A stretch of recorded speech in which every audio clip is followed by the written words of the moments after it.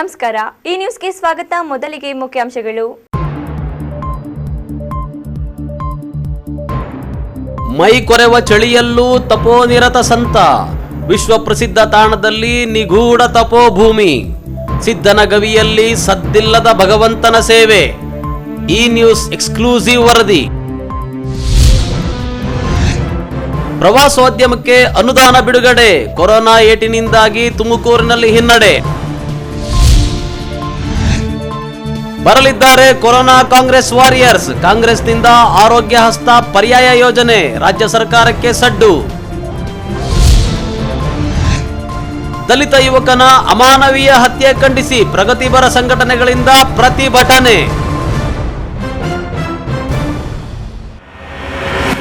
ವಾರ್ತೆಗಳ ವಿವರ. ಸುತ್ತ ಹಸಿರು ಕಾಡು, ಕಾಡು ಹಕ್ಕಿಗಳ ಚಿಲಿಪಿಲಿ ಕಲರವ, ತಣ್ಣನೆ ಬೀಸುವ ಬೆಟ್ಟದ ತಂಗಾಳಿಯ ವಾತಾವರಣ. ಇದರ ನಡುವೆ ಮೊಳಗುವ ಗಂಟನಾದ, ಬೆಳಗುವ ಆರತಿ. ಭಗವಂತನ ಸಾನ್ನಿಧ್ಯದಲ್ಲಿ ಆತ್ಮ ಸಾಕ್ಷಾತ್ಕಾರಕ್ಕಾಗಿ ಧ್ಯಾನ ನಿರತರಾದ ಸ್ವಾಮೀಜಿ. ಹೀಗೊಂದು ಆಶ್ರಮ, ಅಲ್ಲೊಬ್ಬ ಸ್ವಾಮೀಜಿ ಇದ್ದಾರೆಂಬುದು ಕೂಡ ಅದೆಷ್ಟು ಜನರಿಗೆ ಗೊತ್ತೇ ಇಲ್ಲ. ಇಲ್ಲಿದೆ ನೋಡಿ ಈ ನ್ಯೂಸ್ ಎಕ್ಸ್ಕ್ಲೂಸಿವ್ ವರದಿ.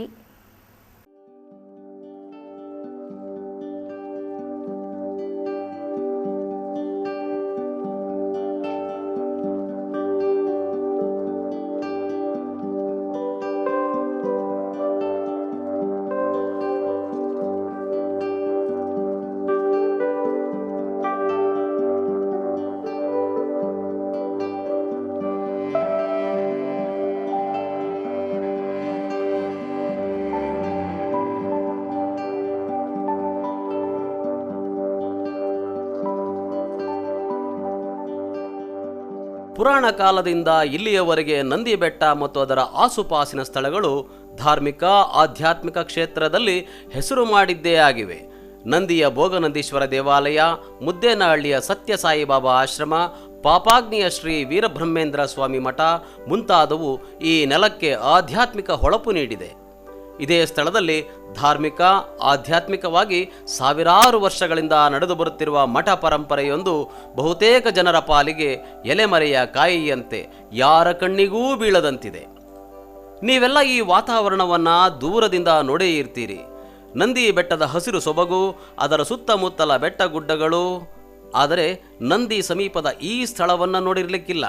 ನೋಡಿ, ಈ ಬೃಹತ್ತಾದ ಬಂಡೆಯ ಕೆಳಗೊಂದು ಗವಿ ಇದೆ. ಸಿದ್ಧನ ಗವಿ ಎಂದೇ ಕರೆಸಿಕೊಳ್ಳುವ ಈ ಗವಿಯ ಗುಹೆಯಲ್ಲಿ ಪ್ರಾಚೀನ ಕಾಲದಿಂದ ಭಗವಂತನ ಪೂಜೆ ನಡೆಯುತ್ತಿದೆ. ಸಾವಿರಾರು ವರ್ಷಗಳಿಂದ ಸಾಧು ಸಂತರು ಇಲ್ಲಿ ನೆಲೆಸಿ ತಪೋನಿರತರಾಗಿದ್ದರು. ಇದೇ ಪರಂಪರೆಯಲ್ಲಿ ಇಂದಿಗೂ ಇಲ್ಲೊಬ್ಬ ಸ್ವಾಮೀಜಿ ಇದ್ದಾರೆ. ಜಗತ್ತಿನ ಹಲವಾರು ದೇಶಗಳನ್ನು ಸುತ್ತಿ ಪ್ರವಚನ ನೀಡಿ ಧರ್ಮಪ್ರಭೆಯನ್ನು ಬೆಳಗಿ ಬಂದಿದ್ದರೂ ದೇಶದ ಪವಿತ್ರ ಕ್ಷೇತ್ರಗಳಾದ ಋಷಿಕೇಶ, ಹಿಮಾಲಯ ಮುಂತಾದೆಡೆ ಪರಿವ್ರಾಜಕರಾಗಿ ಸುತ್ತಾಡಿ ಬಂದಿದ್ದರೂ ಈ ಗುಹೆಯಲ್ಲಿ ಕುಳಿತು ಭಗವಂತನ ಪೂಜೆಯಲ್ಲಿ ತಲ್ಲೀನರಾದಾಗ ಮಾತ್ರವೇ ಈ ಸ್ವಾಮೀಜಿ ಭಗವತ್ ಸಾಕ್ಷಾತ್ಕಾರದ ಅನುಭವ ಪಡೆದ ಸಂತೃಪ್ತಿ ಹೊಂದುತ್ತಾರೆ. ಇದು ನಂದಿ ಬೆಟ್ಟದ ಹಸಿರು ತಪ್ಪಲಿನಲ್ಲಿರುವ, ನಂದಿಯಿಂದ 1 ಕಿಲೋಮೀಟರ್ ದೂರದಲ್ಲಿರುವ ಸಿದ್ಧನಗವಿ ಮಠ. ಜ್ಞಾನಾನಂದ ಆಶ್ರಮ ಎಂಬ ಹೆಸರೂ ಇದಕ್ಕಿದೆ. ಸಾವಿರಾರು ವರ್ಷಗಳಿಂದ ಸಾಧು ಸಂತರು ತಪೋನಿರತರಾಗಿದ್ದ ಪುಣ್ಯ ಭೂಮಿ ಇದು. ಸಾವಿರಾರು ವರ್ಷಗಳ ಹಿಂದೆ ಇಲ್ಲಿ ಸುಜ್ಞಾನ ಮೂರ್ತಾಚಾರ್ಯರೆಂಬ ಸ್ವಾಮೀಜಿ ತಪೋನಿರತರಾಗಿದ್ದರು. ಕೆಲವು ಶತಮಾನದ ಹಿಂದೆ ಜ್ಞಾನಮೂರ್ತಾಚಾರ್ಯರೆಂಬ ಸ್ವಾಮೀಜಿ ಇಲ್ಲಿದ್ದರು. ಮೈಸೂರು ಮಹಾರಾಜರ ಕಾಲದಲ್ಲಿದ್ದ ಮುನೀಶ್ವರಾಚಾರ್ಯ ಎಂಬುವವರಿಗೆ ಮೈಸೂರು ಮಹಾರಾಜರು ಇಲ್ಲಿನ 5 ಎಕರೆ ಜಮೀನನ್ನು ಸಿದ್ಧನಗವಿ ಮಠದ ಅಭಿವೃದ್ಧಿಗಾಗಿ ಬರೆದುಕೊಟ್ಟಿದ್ದರು. ಇದೀಗ ಇಲ್ಲಿ ಪ್ರಧಾನಿ ನರೇಂದ್ರ ಮೋದಿಯವರ ಆಧ್ಯಾತ್ಮಿಕ ಗುರುಗಳಾದ ಸ್ವಾಮಿ ದಯಾನಂದ ಸರಸ್ವತಿ ಸ್ವಾಮೀಜಿಯವರಿಂದ ಶಿಷ್ಯತ್ವ ಪಡೆದ ಸ್ವಾಮಿ ಶಿವಾತ್ಮಾನಂದ ಸರಸ್ವತಿ ಸ್ವಾಮೀಜಿ ನೆಲೆಸಿದ್ದಾರೆ. ಪ್ರತಿಯೊಬ್ಬ ಸಾಧಕನಿಗೆ, ಮುಮುಕ್ಷುವಿಗೆ ಗುರು ಅನ್ನೋ ಶಬ್ದ ಬಹಳ ಮಹತ್ವದ್ದಾಗಿರ್ತದೆ.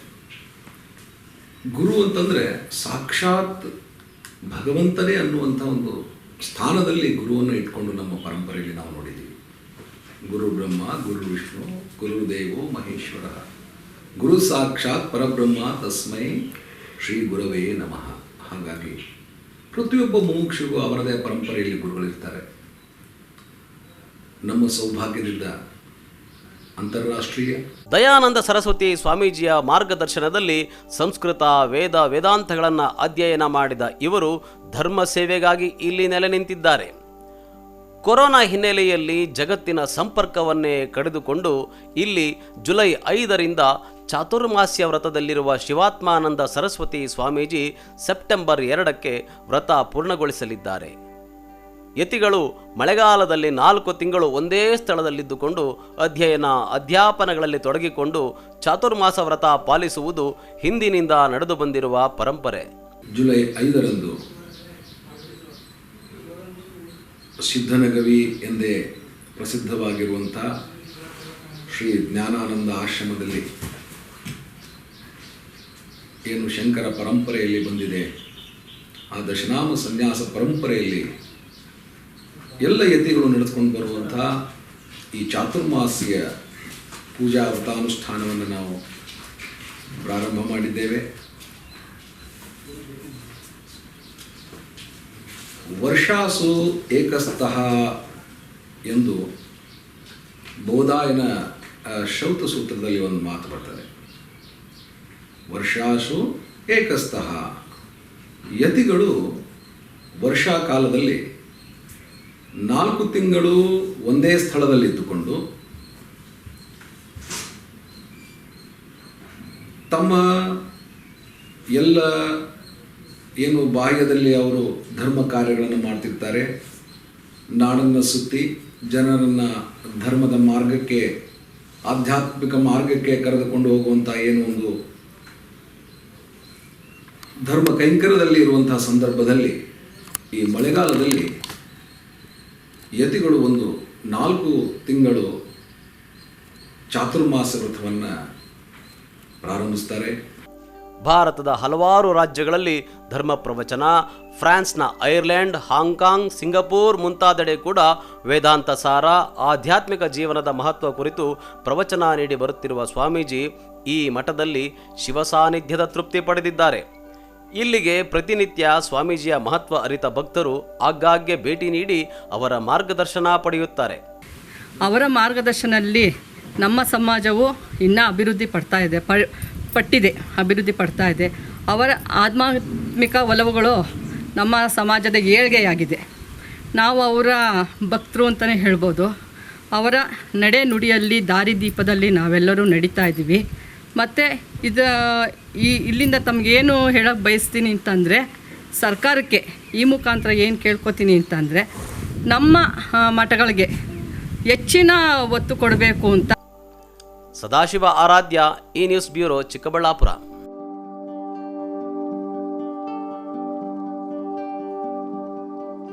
ತುಮಕೂರು ಜಿಲ್ಲೆಯಲ್ಲಿ ಪ್ರವಾಸೋದ್ಯಮ ಅಭಿವೃದ್ಧಿಗಾಗಿ 39.41 ಕೋಟಿ ರುಗಳ ಅನುದಾನವನ್ನು ಮಂಜೂರು ಮಾಡಲಾಗಿದೆ ಎಂದು ಪ್ರವಾಸೋದ್ಯಮ, ಕನ್ನಡ ಮತ್ತು ಸಂಸ್ಕೃತಿ, ಯುವ ಸಬಲೀಕರಣ ಮತ್ತು ಕ್ರೀಡಾ ಸಚಿವ ಸಿಟಿ ರವಿ ತಿಳಿಸಿದರು. ಬಟ್ ಅಲ್ಲಿ ಕಟ್ಟಿದ್ರೆ ಪಾದುಕೆಗೆ ತೊಂದರೆ ಆಗುತ್ತೆ ಅಂತ ಹೇಳ್ಬಿಟ್ಟು ಅಬ್ಜೆಕ್ಷನ್ಸ್ ಅಲ್ಲ, ಅಟ್ಲೀಸ್ಟ್ ಕರೆಸಿ ಮಾತಾಡಿ. ತುಮಕೂರಿನ ಜಿಲ್ಲಾ ಪಂಚಾಯಿತಿ ಸಭಾಂಗಣದಲ್ಲಿ ಪ್ರವಾಸೋದ್ಯಮ, ಕನ್ನಡ ಮತ್ತು ಸಂಸ್ಕೃತಿ ಹಾಗೂ ಯುವ ಸಬಲೀಕರಣ ಕ್ರೀಡಾ ಇಲಾಖೆ ಪ್ರಗತಿ ಪರಿಶೀಲನಾ ಸಭೆ ನಡೆಸಿದ ನಂತರ ಪ್ರವಾಸೋದ್ಯಮ, ಕನ್ನಡ ಮತ್ತು ಸಂಸ್ಕೃತಿ, ಯುವ ಸಬಲೀಕರಣ ಮತ್ತು ಕ್ರೀಡಾ ಸಚಿವ ಸಿಟಿ ರವಿ ಮಾತನಾಡಿದರು. ತುಮಕೂರು ಜಿಲ್ಲೆಗೆ ಪ್ರವಾಸೋದ್ಯಮ ಅಭಿವೃದ್ಧಿಗಾಗಿ 39.41 ಕೋಟಿ ರುಗಳ ಅನುದಾನವನ್ನು ಮಂಜೂರು ಮಾಡಲಾಗಿದೆ. ಸಂಭ್ರಮದ ಕಾಲವಿದ್ದಾಗ ಮಾತ್ರ ಪ್ರವಾಸೋದ್ಯಮ, ಕನ್ನಡ ಮತ್ತು ಸಂಸ್ಕೃತಿ ಹಾಗೂ ಯುವ ಸಬಲೀಕರಣ ಇಲಾಖೆಗಳು ಚಟುವಟಿಕೆಯಿಂದ ಕೂಡಿರಲು ಸಾಧ್ಯ. ಕಳೆದ 6 ತಿಂಗಳಿನಿಂದ ಕೋವಿಡ್-19 ಸಾಂಕ್ರಾಮಿಕ ರೋಗವು ನಮ್ಮೆಲ್ಲರ ಸಂಭ್ರಮವನ್ನು ಕಸಿದುಕೊಂಡಿದೆ. ಹಾಗಾಗಿ ಸಾರ್ವಜನಿಕ ರೂಪದಲ್ಲಿ ಇಲಾಖೆಗಳಿಂದ ಹೆಚ್ಚಿನ ಚಟುವಟಿಕೆಗಳನ್ನು ಕೈಗೊಳ್ಳಲು ಸಾಧ್ಯವಾಗಿಲ್ಲ. ಬರುವ ದಿನಗಳಲ್ಲಿ ಪರಿಸ್ಥಿತಿ ಸುಧಾರಿಸಿ ಹೆಚ್ಚಿನ ಪ್ರಮಾಣದಲ್ಲಿ ಪ್ರವಾಸಿಗರು ಪ್ರೇಕ್ಷಣೀಯ ಸ್ಥಳಗಳಿಗೆ ಭೇಟಿ ನೀಡುವಂತಾಗಿ ಪ್ರವಾಸೋದ್ಯಮ ಅಭಿವೃದ್ಧಿಯಾಗುವ ವಿಶ್ವಾಸವಿದೆ ಎಂದು ತಿಳಿಸಿದರು. ಇನ್ನೂ 42 ಕಾಮಗಾರಿಗಳು ಪ್ರಗತಿಯಲ್ಲಿದ್ದಾವೆ. 9 ಕಾಮಗಾರಿಗಳು ಮಾತ್ರ ಪೂರ್ಣಗೊಂಡಿದ್ದಾವೆ. 34 ಕಾಮಗಾರಿಗಳು ಇನ್ನು ಪ್ರಾರಂಭವೇ ಆಗಿಲ್ಲ. ಸ್ವಲ್ಪ ಗಂಭೀರವಾಗಿ ಪರಿಗಣಿಸಬೇಕಾಗಿರುವ ಸಂಗತಿ. 39 ಕಾಮಗಾರಿಗಳಲ್ಲಿ ಪ್ರಾರಂಭ ಆಗದೇ ಇರೋದಕ್ಕೆ ಇರುವ ಕಾರಣಗಳನ್ನು ಗುರುತಿಸಿ, ನಿವೇಶನದ ಸಮಸ್ಯೆ ಇದ್ದರೆ ಆ ಕಾಮಗಾರಿಯನ್ನು ರದ್ದುಪಡಿಸೋದಕ್ಕೆ ಈಗಾಗಲೇ ಸೂಚನೆಯನ್ನು ಕೊಟ್ಟಿದ್ದೇನೆ. ಉಳಿದಿದ್ದ ಕಾಮಗಾರಿಯನ್ನು ತ್ವರಿತಗತಿಯಲ್ಲಿ ಪ್ರಾರಂಭಿಸಬೇಕು ಅನ್ನುವಂಥದ್ದು ಆಗ್ರಹ ಇದೆ. ನಮ್ಮ 3 ಇಲಾಖೆಗಳು ನಡೆಯಲು ವಿಜೃಂಭಿಸೋದು ಸಂಭ್ರಮದ ಕಾಲದಲ್ಲಿ. ಕ್ರೀಡಾ ಚಟುವಟಿಕೆ ಆಗಬೇಕು ಅಂತ ಹೇಳಿದ್ರು ಸಂಭ್ರಮದ ಕಾಲ ಬೇಕು, ಸಾಂಸ್ಕೃತಿಕ ಚಟುವಟಿಕೆ ಆಗಬೇಕು ಅಂದರೂ ಸಂಭ್ರಮದ ಕಾಲ ಬೇಕು, ಪ್ರವಾಸಿಗರು ಹೆಚ್ಚಿನ ಪ್ರಮಾಣದಲ್ಲಿ ಬರಬೇಕು ಅಂದರೂ ಸಂಭ್ರಮದ ಕಾಲ ಬೇಕು. ಕಳೆದ 6 ತಿಂಗಳಿಂದ ಕೋವಿಡ್-19 ಸಾಂಕ್ರಾಮಿಕ ರೋಗ ನಮ್ಮ ಸಂಭ್ರಮವನ್ನು ಕಸಿದಿದೆ. ಹಾಗಾಗಿ ಸಾರ್ವಜನಿಕ ರೂಪದಲ್ಲಿ ಹೆಚ್ಚಿನ ಚಟುವಟಿಕೆಯನ್ನು ಮಾಡಲಿಕ್ಕೆ ನಮಗೆ ಸಾಧ್ಯ ಆಗಿಲ್ಲ. ನನಗೆ ವಿಶ್ವಾಸ ಇದೆ ಬಹಳ ಕಾಲ ಇದಿರೋದಿಲ್ಲ, ಕೆಲವು ತಿಂಗಳ ನಂತರ ಪರಿಸ್ಥಿತಿ ಸುಧಾರಿಸುತ್ತೆ, ಮತ್ತೆ ಹೆಚ್ಚಿನ ಪ್ರಮಾಣದಲ್ಲಿ ಪ್ರವಾಸಿಗರು ಬರೋದಕ್ಕೆ ಸಾಧ್ಯ ಆಗುತ್ತೆ ಅಂತಕ್ಕಂಥ ನಂಬಿಕೆ ನನಗಿದೆ. ಈ ಸಂಕಷ್ಟದ ಸಂದರ್ಭದಲ್ಲಿ ರಾಜ್ಯದಲ್ಲಿ ಸುಮಾರು 17,000 ಕಲಾವಿದರಿಗೆ ತಲಾ 2,000 ರೂಪಾಯಿನಂತೆ ಅವರ ಬ್ಯಾಂಕ್ ಖಾತೆಗೆ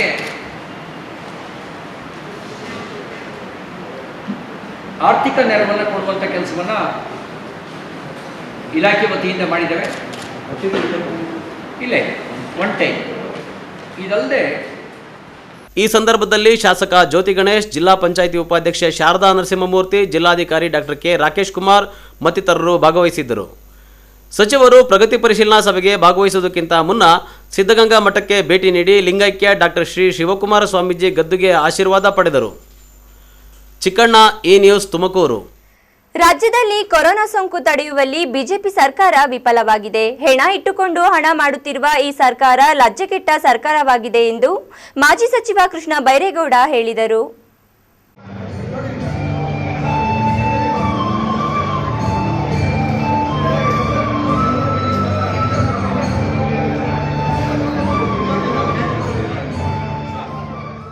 ವಿಜಯಪುರ ಪಟ್ಟಣದ ಶ್ರೀ ಗಿರಿಜಾಶಂಕರ ಕಲ್ಯಾಣ ಮಂಟಪದಲ್ಲಿ ದೇವನಹಳ್ಳಿ ವಿಧಾನಸಭೆ ಕ್ಷೇತ್ರದ ಆರೋಗ್ಯ ಹಸ್ತ ತರಬೇತಿ ಕಾರ್ಯಕ್ರಮಕ್ಕೆ ಚಾಲನೆ ನೀಡಿ ಮಾಜಿ ಸಚಿವ ಕೃಷ್ಣ ಬೈರೇಗೌಡ ಮಾತನಾಡಿದರು. ಪ್ರತಿ ಪಂಚಾಯಿತಿ ಮತ್ತು ವಾರ್ಡ್ಗಳಲ್ಲಿ ಇಬ್ಬರನ್ನ ಆಯ್ಕೆ ಮಾಡಿ ಅವರನ್ನ ಕೊರೋನಾ ಕಾಂಗ್ರೆಸ್ ವಾರಿಯರ್ಸ್ ಎಂದು ಕಳುಹಿಸಿಕೊಡುತ್ತೇವೆ. ರಾಜ್ಯಾದ್ಯಂತ 15,000 ಯುವಕರನ್ನ ಕಾಂಗ್ರೆಸ್ ವಾರಿಯರ್ಸ್ ಎಂದು ಗುರುತಿಸಲಾಗಿದೆ. ಈ ವಾರಿಯರ್ಸ್ಗಳ ಆರೋಗ್ಯ ರಕ್ಷಣೆಗೆ ಕಾಂಗ್ರೆಸ್ ಅಗತ್ಯ ಕ್ರಮ ಕೈಗೊಂಡಿದ್ದು ಇವರಿಗೆ ವಿಮೆ ಮಾಡಿಸಲಾಗುತ್ತಿದೆ. ಕೊರೋನಾ ಸೋಂಕು ತಡೆಯುವಲ್ಲಿ ಮುನ್ನೆಚ್ಚರಿಕಾ ಕ್ರಮಗಳು ಮತ್ತು ದೇಹದ ಉಷ್ಣಾಂಶ ಇತ್ಯಾದಿಗಳನ್ನು ತಪಾಸಣೆ ಮಾಡಿ ಜಾಗೃತಿ ಮೂಡಿಸಲಿದ್ದಾರೆ. ಇದೇ ಆರೋಗ್ಯ ಹಸ್ತ ಎಂದು ಅವರು ಹೇಳಿದರು. ಪ್ರಪಂಚದಲ್ಲೇ 1ನೇ ಸ್ಥಾನ ಅಂದ್ರೆ ಹೈಯೆಸ್ಟ್ ಇವತ್ತು ಕೊರೋನಾ ಕೇಸುಗಳು ಭಾರತದಲ್ಲಿ ಆಗ್ತಾ ಇದೆ. ಹೊಟ್ಟೆಪಾಡಿಂದ ಜನ ಉದ್ಯೋಗ ಕಳ್ಕೊಂಡು ಕಷ್ಟ ಅನುಭವಿಸ್ತಾ ಇದ್ದಾರೆ. ಡಿಗ್ರಿ ಮಾಡ್ಕೊಂಡಿರೋರೆಲ್ಲ ಬಂದು ಇವತ್ತು ಉದ್ಯೋಗಾಂತರಿ ಯೋಜನೆಯಲ್ಲಿ ಕೆಲಸ ಮಾಡಿ ಹೊಟ್ಟೆಪಾಡು ಕಾಪಾಡ್ಕೊಳ್ಳೋಕೆ, ಮನೆ ಸಂಸಾರ ಕಾಪಾಡ್ಕೊಳ್ಳೋ ಪರಿಸ್ಥಿತಿ ಬಂದಿದೆ. ದೇಶ ಇವತ್ತು ಅಲ್ಲೋಲ ಕಲ್ಲೋಲ ಆಗಿದ್ರೆ ನಮ್ಮ ಪ್ರಧಾನ ಮಂತ್ರಿಗಳು ಅವರ ಮನೆಯಲ್ಲಿ ಖುದ್ದಾಗಿ ನವಿಲುಗಳನ್ನ ಸಾಕೊಂಡು ಆ ನವಿಲುಗಳ ಜೊತೆ ಅವುಗಳಿಗೆ ಊಟ ತಿನ್ನಿಸಿ ಆ ನವಿಲುಗಳನ್ನ ನೋಡ್ಕೊಳ್ಳೋ ಕಾಳಜಿ, ಆ ಮುತುವರ್ಜಿ ಈ ದೇಶದ ಭಾರತದ ಪ್ರಜೆಗಳ ಬಗ್ಗೆ ಸ್ವಲ್ಪನಾದ್ರೂ ಇದ್ದಿದ್ರೆ ನಮ್ಮ ದೇಶದಲ್ಲಿ ಜನಗಳು ಬದುಕೋರು. ಇವತ್ತು ಅವರು ಪ್ರಧಾನ ಮಂತ್ರಿಗಳು ಜನ ಸಾಯಿಲಿ ಅಂತ ಬಿಟ್ಬಿಟ್ಟು ನವಿಲುಗಳ ಜೊತೆ ಸಮಯ ಕಳೀತಾ ಇದ್ದಾರೆ. ನೀವೆಲ್ಲ ವಿಡಿಯೋ ನೋಡಿದ್ರ? ನವಿಲುಗೆ ಕೈಯಾರೆ ಊಟ ಉಳಿಸ್ತಾವ್ರೆ. ಇಲ್ಲಿ ಜನ ಕರೋನಾ ಬಂದು ಸಾಯ್ತಾ ಇದ್ರೆ ಜನ ಸಾಯ್ಲಿಕ್ಕೆ ಪರವಾಗಿಲ್ಲ, ನವಿಲುಗಳು ಅವ್ರ ಮನೆಯಲ್ಲಿ ಸಾಕೊಂಡಿರೋ ನವಿಲುಗಳಿಗೆ ಇರೋ ಕಾಳಜಿ ಇವತ್ತು ಜನಗಳ ಬಗ್ಗೆ ಅವ್ರಿಗೆ ಇಲ್ಲ. ಇದೆಲ್ಲ ರಾಜ್ಯದಲ್ಲಿ, ದೇಶದಲ್ಲಿ ಈ ತರ ಆಗಿ ಇವತ್ತು ಅನಾಹುತ ಆಗಿರೋದ್ರಿಂದ ಕೆಪಿಸಿಸಿ ಅಧ್ಯಕ್ಷರು ಡಿ.ಕೆ. ಶಿವಕುಮಾರ್ ಅವರು ಸರ್ಕಾರ ವಿಫಲ ಆಗಿದೆ, ಫೈಲ್ ಆಗಿದೆ, ಆದ್ರೆ ನಾವು ಪಕ್ಷದವರು ನಮ್ಮ ಜವಾಬ್ದಾರಿಯನ್ನ ನಿಭಾಯಿಸಬೇಕು ಅಂತ ಹೇಳಿ ಆರೋಗ್ಯ ಹಸ್ತ ಕಾರ್ಯಕ್ರಮವನ್ನ ಮಾಡಬೇಕು ಅಂತ ನಮ್ಗೆಲ್ಲ ಸೂಚನೆ ಕೊಟ್ಟಿದ್ದಾರೆ. ವಿಧಾನ ಪರಿಷತ್ ಸದಸ್ಯ ಎ ರವಿ ಮಾತನಾಡಿ, ಕೆಪಿಸಿಸಿ ವೈದ್ಯರ ಘಟಕ ಆರೋಗ್ಯ ಹಸ್ತ ಕಾರ್ಯಕ್ರಮದ ಮೂಲಕ ಇಡೀ ರಾಜ್ಯಕ್ಕೆ ಒಂದು ಹೊಸ ಅಧ್ಯಾಯ ಬರೆದಿದೆ. ಕೆಪಿಸಿಸಿ ಕೋವಿಡ್ ನಿರ್ವಹಣೆಗೆಂದು ಶಾಸಕರುಗಳಿಂದ 1.5 ಕೋಟಿ ಹಣ ದೇಣಿಗೆಗಾಗಿ ಬಂದಿದ್ದು, ಈ ಹಣವನ್ನು ಆರೋಗ್ಯ ಹಸ್ತ ಕಾರ್ಯಕ್ರಮಕ್ಕಾಗಿ ಉಪಯೋಗಿಸಲಾಗುವುದು ಎಂದು ತಿಳಿಸಿದರು.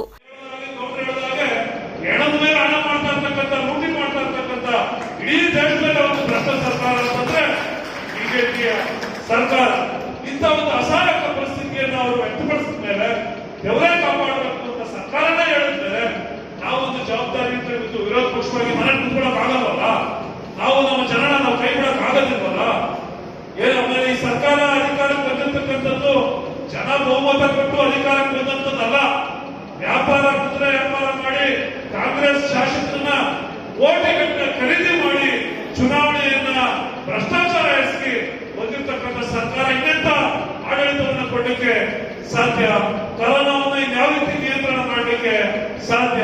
ಆದ್ರೆ ನಾವು ಜವಾಬ್ದಾರಿಯುತ ಒಂದು ವಿರೋಧ ಪಕ್ಷವಾಗಿ ನಾವು ನಮ್ಮ ಜನರನ್ನ ನಂಬಿರ್ತಕ್ಕಂಥ ಜನರನ್ನ ನಟ್ಟಿನಲ್ಲಿ ನಾವು ಕೈ ಬಿಡಲಿಕ್ಕೆ ತಯಾರಿ ನಾವು ಇಲ್ವಲ್ಲ. ಅದರಿಂದ ಇವತ್ತು ನಮ್ಮ ಕೆಪಿಸಿಸಿಯ ಅಧ್ಯಕ್ಷರಾಗಿರ್ತಕ್ಕಂಥ ಡಿ ಕೆ ಶಿವಕುಮಾರ್ ಅವರು, ನಮ್ಮ ಪಕ್ಷದ ಮುಖಂಡರಾಗಿರ್ತಕ್ಕಂಥ ಸಿದ್ದರಾಮಯ್ಯನವರು, ವೈದ್ಯರಂತ ಚಿಂತಕರೆಲ್ಲ ಸೇರಿ ನಾವು ಜನರ ನೆರವಿಗೆ ಹೋಗ್ಬೇಕು. ಯಾಕಪ್ಪ ಹೋಗ್ಬೇಕು ಅಂತಂದ್ರೆ ಇವತ್ತು ಕರೋನಾ ಬಂದಿದ್ರು 7 ಗಂಟೆಗೆ ಜ್ವರ ಬಂದಿದ್ರು ಜನ ಎರತಕ್ಕಂಥ ಪರಿಸ್ಥಿತಿ. ಎಲ್ಲಿ ಹಾಸ್ಪಿಟಲ್ಗೆ ಅಡ್ಮಿಟ್ ಮಾಡ್ತಾರೋ ಅಡ್ಮಿಟ್ ಮಾಡಿದಂತ ಸಂದರ್ಭದಲ್ಲಿ ಸರಿಯಾಗಿ ನೋಡ್ಕೊಳ್ಳೋದಿಲ್ಲ, ಡಾಕ್ಟರ್ಗಳು ಬಂದು ಅವ್ರನ್ನ ಸರಿಯಾಗಿ ಪರೀಕ್ಷೆ ಮಾಡೋದಿಲ್ಲ. ಅದ್ರ ಬಂದು ಮನೆಯೇ ಕೂಡ ಹಾಸ್ಪಿಟಲ್ ಸಾಯೋದು ಅಥವಾ ಖಾಸಗಿ ಆಸ್ಪತ್ರೆಗಳು ಸುಲಿಗೆ ಮಾಡ್ಬಿಡ್ತಾರೆ. ಒಬ್ಬರಿಗೆ ಮನೇಲಿ ಬಂದ್ರೆ ಇನ್ನೊಂದಿಬ್ರು 3 ಪಾಸಿಟಿವ್ ಆಗಿದ್ರೆ ಹಣ ಎಲ್ಲಿ ವರ್ತನೆ ಮಾಡೋದು ಅಂತ ಹೇಳಿ ಮನೆಯೇ ಇರ್ತಕ್ಕಂಥದ್ದನ್ನು. ಇದೇ ಸಂದರ್ಭದಲ್ಲಿ ಕಾಂಗ್ರೆಸ್ ವಾರಿಯರ್ಸ್ಗೆ ಕಿಟ್ಗಳನ್ನ ವಿತರಿಸಿದರು. ಈ ಸಂದರ್ಭದಲ್ಲಿ ಕೆಪಿಸಿಸಿ ಪ್ರಧಾನ ಕಾರ್ಯದರ್ಶಿ ಶ್ರೀನಿವಾಸ್, ಜಿಲ್ಲಾ ಕಾಂಗ್ರೆಸ್ ಪ್ರಚಾರ ಸಮಿತಿ ಅಧ್ಯಕ್ಷ ಬಿ ಚೇತನ್ ಗೌಡ, ಮಾಜಿ ಶಾಸಕ ವೆಂಕಟಸ್ವಾಮಿ ಮುಂತಾದವರು ಹಾಜರಿದ್ದರು. ಸತೀಶ್, ಈ ನ್ಯೂಸ್, ವಿಜಯಪುರ. ಇದೀಗ ವಿರಾಮದ ನಂತರ ಈ ನ್ಯೂಸ್ ಮತ್ತೆ ಮುಂದುವರಿಯುತ್ತದೆ. ಲಕ್ಷಾಂತರ ವೀಕ್ಷಕರನ್ನ ಯೂಟ್ಯೂಬ್ನಲ್ಲಿ ಗಳಿಸುವ ಮೂಲಕ ಯಶಸ್ಸು ಗಳಿಸಿದ್ದ ನಿಮ್ಮ ನೆಚ್ಚಿನ ಈ ನ್ಯೂಸ್ ಸುದ್ದಿವಾಹಿನಿ ಯೂಟ್ಯೂಬ್ನಲ್ಲಿ ಇನ್ನು ಮುಂದೆ ಈ ನ್ಯೂಸ್ ಟಿವಿ ಎಂಬ ಹೊಸ ಲಿಂಕ್ನಲ್ಲಿ ಲಭ್ಯವಾಗಲಿದೆ. ಈ ನ್ಯೂಸ್ ವೀಕ್ಷಕರು, ಅಭಿಮಾನಿಗಳು ಸಬ್ಸ್ಕ್ರೈಬ್ ಮಾಡಿ, ಬೆಲ್ ಬಟನ್ ಒತ್ತಿ, ಪ್ರೀತಿ ಅಭಿಮಾನದಿಂದ ಪ್ರೋತ್ಸಾಹಿಸಿ ಸಹಕರಿಸಬೇಕಾಗಿ ವಿನಂತಿ. ಎಂದಿನಂತೆ ನಮ್ಮ ಈ ನ್ಯೂಸ್ ಸೆಟಪ್ ಬಾಕ್ಸ್ನಲ್ಲಿ ಚಾನೆಲ್ ನಂಬರ್ 170ರಲ್ಲಿ ನಿತ್ಯ ಪ್ರಸಾರವಾಗಲಿದೆ. ವಿಷ್ಣುಪ್ರಿಯ ಪಿಯು ಕಾಲೇಜ್ ಮತ್ತು Vishnupriya college of management studies Chikkaballapur, Nandi cold storage ಹಿಂಭಾಗ, ಜಡಲತಿಮ್ಮನಹಳ್ಳಿ, ಚಿಕ್ಕಬಳ್ಳಾಪುರ ತಾಲೂಕು. 2020-21ನೇ ಸಾಲಿನ ದಾಖಲಾತಿಗಳು ಆರಂಭಗೊಂಡಿವೆ. 22 ವರ್ಷದ ಕಾಲೇಜಿನ ಇತಿಹಾಸದಲ್ಲಿ ಹಲವಾರು ವಿದ್ಯಾರ್ಥಿಗಳು ವೈದ್ಯರು, ಇಂಜಿನಿಯರ್ಗಳಾಗಿದ್ದಲ್ಲದೆ ಹಲವಾರು ಕಂಪನಿಗಳಲ್ಲಿ ಉತ್ತಮ ಹುದ್ದೆಗಳಲ್ಲಿ ಉದ್ಯೋಗ ಗಳಿಸಿ ಬದುಕು ರೂಪಿಸಿಕೊಂಡ ಸಾಧನೆಗಳಿವೆ. ಅನೇಕ ವಿದ್ಯಾರ್ಥಿಗಳು ಚಿನ್ನದ ಪದಕ ಗಳಿಸಿದ್ದು ತಹಶೀಲ್ದಾರ್ಗಳಾಗಿ ಸೇವೆ ಸಲ್ಲಿಸುತ್ತಿದ್ದಾರೆ. ಇಂತಹ ವಿದ್ಯಾರ್ಥಿಗಳನ್ನು ಸಮಾಜಕ್ಕೆ ಕೊಡುಗೆ ನೀಡಿದ ಕೀರ್ತಿ ವಿಷ್ಣುಪ್ರಿಯ ಕಾಲೇಜಿನದ್ದಾಗಿದೆ. ಕಾಲೇಜಿನ ವಿಶೇಷತೆಗಳು: ಕಡಿಮೆ ಶುಲ್ಕ ಸೌಲಭ್ಯ, ಸುಸಜ್ಜಿತ ಕೊಠಡಿಗಳು, ಅನುಭವಿ ನುರಿತ ಉಪನ್ಯಾಸಕ ವರ್ಗ, ಪ್ರತಿಭಾವಂತ ವಿದ್ಯಾರ್ಥಿಗಳಿಗೆ ಪ್ರೋತ್ಸಾಹಧನ.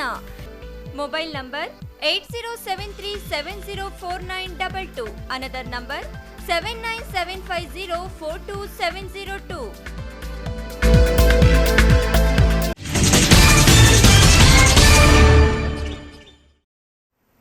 ವಿರಾಮದ ನಂತರ ಈ ನ್ಯೂಸ್ಗೆ ಸ್ವಾಗತ. ದಲಿತ ಯುವಕನನ್ನ ದೇವಸ್ಥಾನದಲ್ಲಿ ಸವರ್ಣೀಯರ ಸರಿಸಮನಾಗಿ ಕುಳಿತನೆಂಬ ಕಾರಣಕ್ಕಾಗಿ ಹಲ್ಲೆ ಮಾಡಿ ಹತ್ಯೆ ಮಾಡಿರುವ ಘಟನೆಯನ್ನ ಖಂಡಿಸಿ ದೊಡ್ಡಬಳ್ಳಾಪುರದಲ್ಲಿ ಸೋಮವಾರದಂದು ದಲಿತ ಸಂಘಟನೆಗಳ ಒಕ್ಕೂಟದಿಂದ ಪ್ರತಿಭಟನೆ ನಡೆಸಲಾಯಿತು.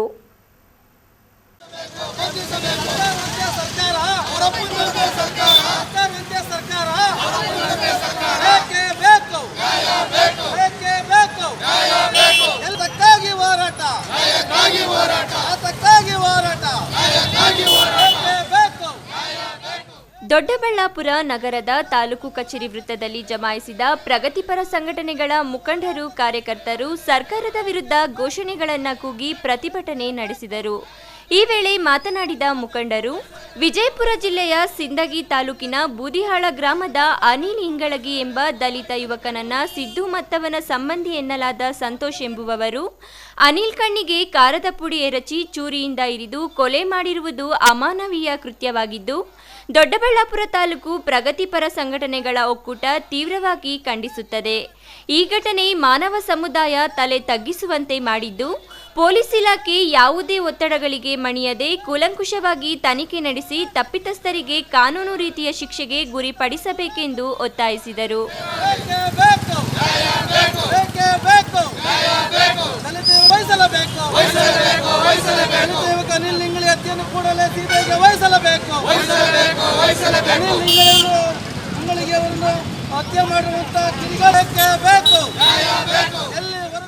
ಸುರೇಶ್, ಈ ನ್ಯೂಸ್, ದೊಡ್ಡಬಳ್ಳಾಪುರ. ಕೆಎಸ್ಆರ್ಟಿಸಿ ಸಂಸ್ಥೆಯ ಸಿಬ್ಬಂದಿಯಿಂದ ರೂಪುಗೊಂಡಿರುವ ಕನ್ನಡ ಕ್ರಿಯಾ ಸಮಿತಿಯು ಕನ್ನಡ ಸಾಹಿತ್ಯ ಪರಿಷತ್ನಲ್ಲಿ 1.5 ಕೋಟಿ ಹಣ ದತ್ತಿಯಾಗಿಟ್ಟು ವರ್ಷಕ್ಕೊಬ್ಬ ಸಾಹಿತಿಗೆ 7.5 ಲಕ್ಷ ನಗದು ರೂಪದಲ್ಲಿ ಪ್ರಶಸ್ತಿ ನೀಡಿ ಪುರಸ್ಕಾರ ನೀಡುವ ಹೆಗ್ಗಳಿಕೆಗೆ ಪಾತ್ರವಾಗಿದೆ ಎಂದು ಕೆಎಸ್ಆರ್ಟಿಸಿ ಕನ್ನಡ ಕ್ರಿಯಾ ಸಮಿತಿ ರಾಜ್ಯಾಧ್ಯಕ್ಷ ಹಾಗೂ ಕಸಪಾ ಕಾರ್ಯದರ್ಶಿ ವಾಚಾ ಚೆನ್ನೇಗೌಡ ಅಭಿಪ್ರಾಯಪಟ್ಟಿದ್ದಾರೆ.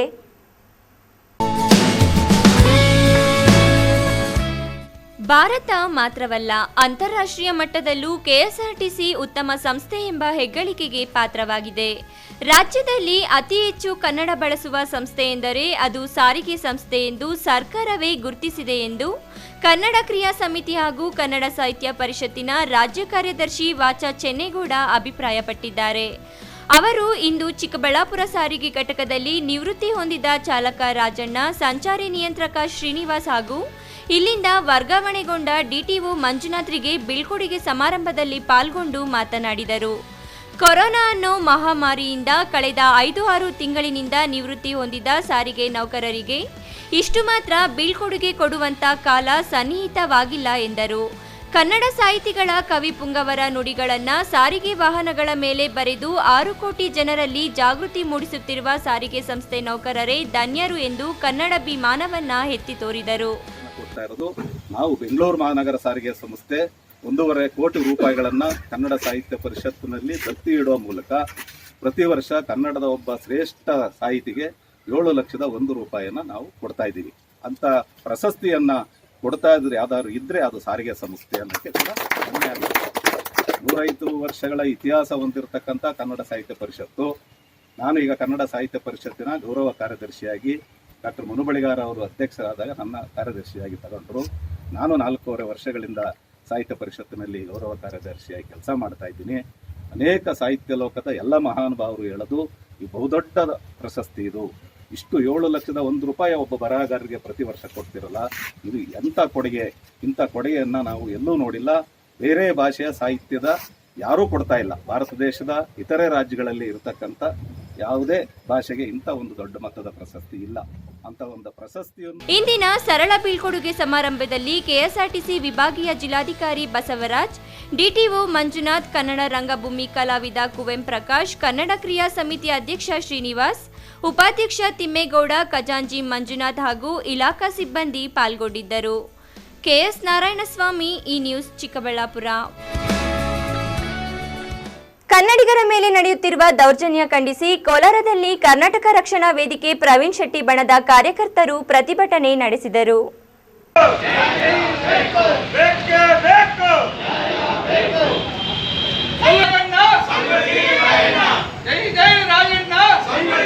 ಕೋಲಾರದ ತಹಶೀಲ್ದಾರ್ ಕಚೇರಿ ಎದುರು ಪ್ರತಿಭಟನೆ ನಡೆಸಿದ ಕರ್ನಾಟಕ ರಕ್ಷಣಾ ವೇದಿಕೆ ಪ್ರವೀಣ್ ಶೆಟ್ಟಿ ಬಣದ ಕಾರ್ಯಕರ್ತರು ಎಂಇಎಸ್ ಮತ್ತು ಶಿವಸೇನೆ ಸಂಘಟನೆಗಳ ವಿರುದ್ಧ ಧಿಕ್ಕಾರಗಳನ್ನ ಕೂಗಿದ್ರು. ರಾಜ್ಯದಲ್ಲಿ ಎಂಇಎಸ್ ಮತ್ತು ಶಿವಸೇನೆ ಸಂಘಟನೆಗಳು ಕನ್ನಡಿಗರ ಮೇಲೆ ದಬ್ಬಾಳಿಕೆ ನಡೆಸುತ್ತಿದೆ. ಬೆಳಗಾವಿ ಸುವರ್ಣಸೌಧದ ಎದುರು 52 ಅಡಿಗಳ ಸಂಗೊಳ್ಳಿ ರಾಯಣ್ಣ ಪುತ್ಥಳಿ ನಿರ್ಮಾಣ ಮಾಡಬೇಕೆಂದು ಆಗ್ರಹಿಸಿದ್ರು. ಕರ್ನಾಟಕದಲ್ಲಿ ಕನ್ನಡಿಗರು ಮತ್ತು ಮರಾಠಿಗರು ಅಣ್ಣ ತಮ್ಮಂದಿರಂತೆ ಇದ್ದೇವೆ. ಆದರೆ ಮಹಾರಾಷ್ಟ್ರದ ಕೆಲ ಪುಂಡರು ಬೆಳಗಾವಿ ವಿಚಾರವಾಗಿ ವಿನಾಕಾರಣ ಕನ್ನಡಿಗರು ಹಾಗೂ ಮರಾಠಿಗರ ಮಧ್ಯೆ ಬೆಂಕಿ ಇಡುತ್ತಿದ್ದಾರೆ ಅಂತ ಆಕ್ರೋಶ ವ್ಯಕ್ತಪಡಿಸಿದರು. ಬೆಳಗಾವಿಯಲ್ಲಿ ಸೌಹಾರ್ದತೆ ಕೆಡಿಸುತ್ತಿರುವ ಎಂಇಎಸ್ ಹಾಗೂ ಶಿವಸೇನೆ ಸಂಘಟನೆಗಳನ್ನು ನಿಷೇಧಿಸಬೇಕೆಂದು ಪ್ರತಿಭಟನಾಕಾರರು ಒತ್ತಾಯಿಸಿದರು. ಬೆಳಗಾವಿಯಲ್ಲಿ ಇಂತಹ ಘಟನೆಗಳು ಮರುಕಳಿಸದಂತೆ ಸೂಕ್ತ ಕ್ರಮ ವಹಿಸಬೇಕೆಂದು ಒತ್ತಾಯಿಸಿ ತಹಶೀಲ್ದಾರ್ ಮೂಲಕ ಮುಖ್ಯಮಂತ್ರಿಗಳಿಗೆ ಮನವಿ ಸಲ್ಲಿಸಿದರು. ರಾಮು, ಈ ನ್ಯೂಸ್, ಕೋಲಾರ.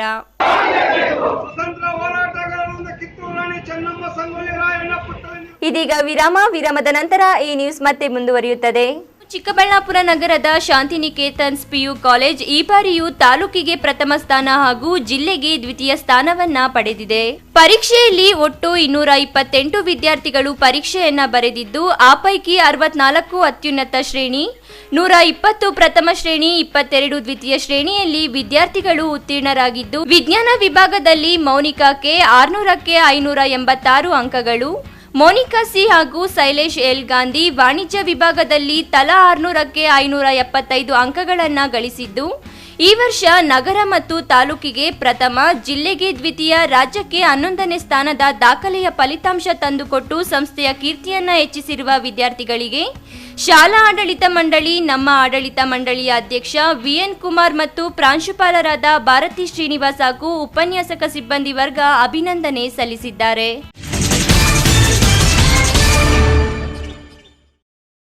ವಿರಾಮದ ನಂತರ ಈ ನ್ಯೂಸ್ಗೆ ಮತ್ತೆ ಸ್ವಾಗತ. ಇದೀಗ ಸಂಕ್ಷಿಪ್ತ ಸುದ್ದಿಗಳು.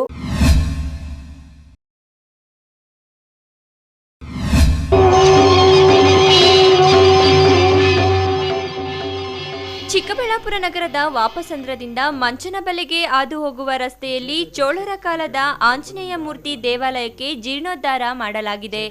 ಕೇವಲ ಸಣ್ಣದೊಂದು ಗರ್ಭಗುಡಿಯ ಮಾದರಿಯಲ್ಲಿದ್ದ ಆಂಜನೇಯ ಸ್ವಾಮಿ ಗುಡಿಗೆ ವಾಪಸಂದ್ರದ ನರೇಂದ್ರ, ಮೊಬೈಲ್ ಬಾಬು ಸೇರಿದಂತೆ ಯುವಕರ ತಂಡ ದೇವಾಲಯಕ್ಕೆ ನಿರ್ಮಾಣದ ಕಾಯಕಲ್ಪ ನೀಡಿದ್ದಾರೆ. ಈ ದೇವಾಲಯವನ್ನ ಶ್ರೀ ಮುಕುಂದರಾಯ ಸ್ವಾಮಿ ದೇವಾಲಯವೆಂತಲೂ ಕರೆಯಲಾಗುತ್ತದೆ.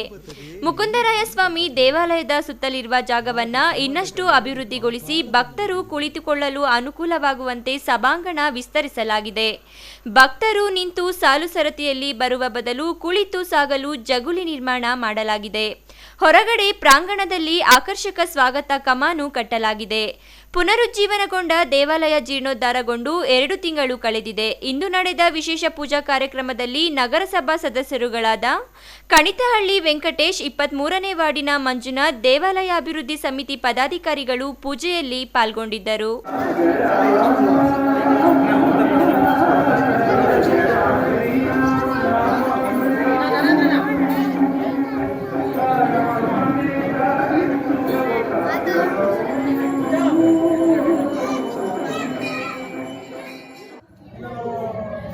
ಏನು ಕೋರಿಕೆ ಎಲ್ಲ ನೆರವೇರುತ್ತೆ. ಇದೆ ಆಮೇಲೆ ಇಲ್ಲಿ ನಾವು ಅರಕೆ ಮಾಡ್ಕೊಂಡು ಹೋದರೆ ಅವ್ರಿಗೆ ಏನು ಬೇಕಾದರೂ ಪ್ರತಿಫಲ ಸಿಗುತ್ತೆ. ಇದೆ ಯಾಕಂದರೆ ದಕ್ಷಿಣಾಮುಖ ಇರುತ್ತೋ ದೇವರಿದು, ದಕ್ಷಿಣಾಮುಖ ಎಲ್ಲಿರುತ್ತೋ ಅಲ್ಲಿ ಮಹಿಮೆ ಇದ್ದೇ ಇರುತ್ತೆ.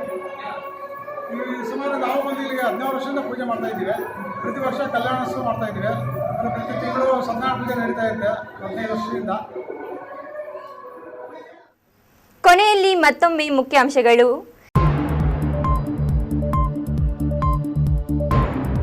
ಮೈ ಕೊರೆವ ಚಳಿಯಲ್ಲೂ ತಪೋನಿರತ ಸಂತ, ವಿಶ್ವ ಪ್ರಸಿದ್ಧ ತಾಣದಲ್ಲಿ ನಿಗೂಢ ತಪೋಭೂಮಿ, ಸಿದ್ಧನ ಗವಿಯಲ್ಲಿ ಸದ್ದಿಲ್ಲದ ಭಗವಂತನ ಸೇವೆ.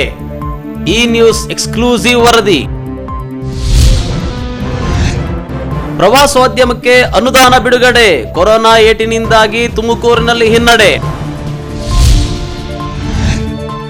ಬರಲಿದ್ದಾರೆ ಕೊರೋನಾ ಕಾಂಗ್ರೆಸ್ ವಾರಿಯರ್ಸ್, ಕಾಂಗ್ರೆಸ್ನಿಂದ ಆರೋಗ್ಯ ಹಸ್ತ ಪರ್ಯಾಯ ಯೋಜನೆ, ರಾಜ್ಯ ಸರ್ಕಾರಕ್ಕೆ ಸಡ್ಡು. ದಲಿತ ಯುವಕನ ಅಮಾನವೀಯ ಹತ್ಯೆ ಖಂಡಿಸಿ ಪ್ರಗತಿಪರ ಸಂಘಟನೆಗಳಿಂದ ಪ್ರತಿಭಟನೆ. ದಿನನಿತ್ಯದ ವೈಭವೀಕರಣವಿಲ್ಲದ ನೈಜ ಸುದ್ದಿಗಳಿಗಾಗಿ ತಪ್ಪದೆ ವೀಕ್ಷಿಸಿ ಈ ನ್ಯೂಸ್. ವಂದನೆಗಳೊಂದಿಗೆ ರೂಪಾ.